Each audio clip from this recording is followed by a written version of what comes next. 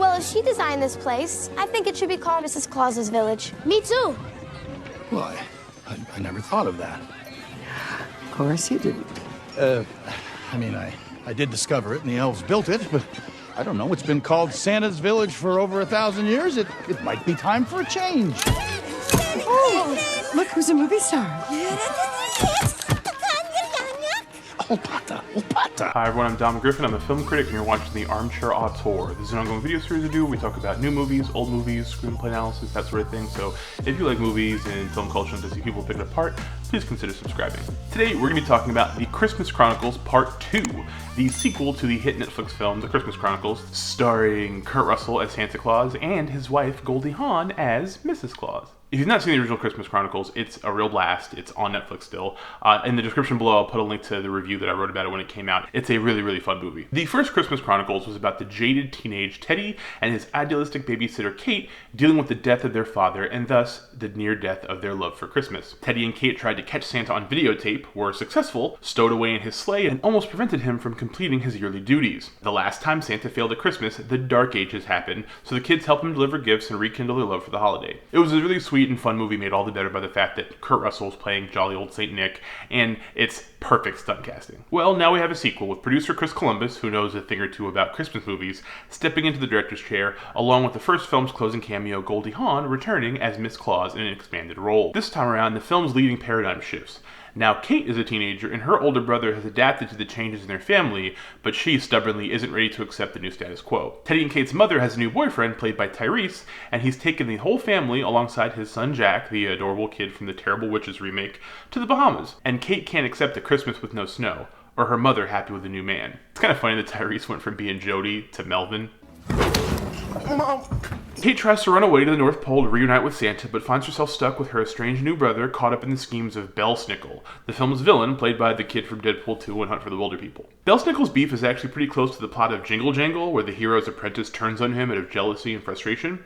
You see, Belsnickel was Santa's right-hand elf, practically a son to the big man, but as Christmas expanded in scope, their relationship took a backseat to Santa's duties. He turned into a bad elf and broke enough sacred elf tenets that he was cursed into being a human. So now he's working to destroy Christmas and usurp Santa to steal the Star of Bethlehem to build his own empire at the South Pole. There's also time travel, like a borderline horror film subplot involving an army of evil elves, and, as with the first film, a completely out-of-nowhere musical number that is larger in scope than could ever be deemed necessary. Seriously, there's a musical number in this movie that is so long and so over the top that they cut away to a completely unrelated scene that is actually kind of like the dramatic, emotional core of the entire movie, and when that scene is over, they come back and Santa is still singing and dancing. It cannot be overstated how fantastic Kurt Russell is as Santa, and the decision to bring in his real-life wife Goldie Hawn to be Mrs. Claus reaps dividends, as their chemistry on screen is still just as great as it was all the way back in the movie Overboard. The movie does a great job mirroring Kate's newfound teenage petulance with Belsnickel's heel turn, so the two can experience dual redemption arcs in time for Christmas morning.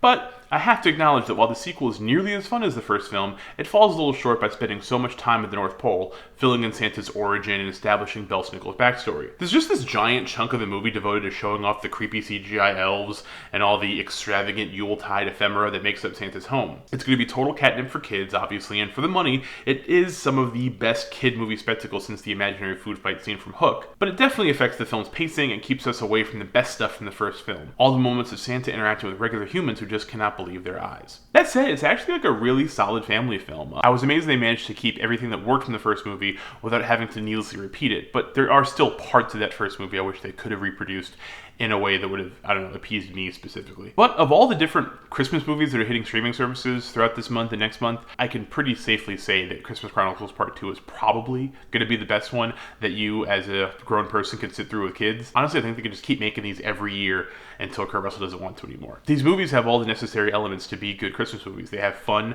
genuine family stories with real heart at the center, believable character arcs, and of course, Kurt Russell looking like a winter daddy. What more could you want? Those are my feelings about the Christmas Chronicles Part 2. Hopefully we get a Part 3 and 4 and so on every couple of years, because why not? If you guys like this video, give it a thumbs up. If you have not subscribed, please subscribe. Hit the little bell icon to get new notifications when I put out new videos. And if you have any comments about Kurt Russell being hot and cool and funny and amazing, you can put those in the comment section. Or talk about other stuff. Whatever. It's a free country. Thank you guys. Hope you're being safe on Thanksgiving and being good to each other and yourselves. Have a great day. See you in the next one.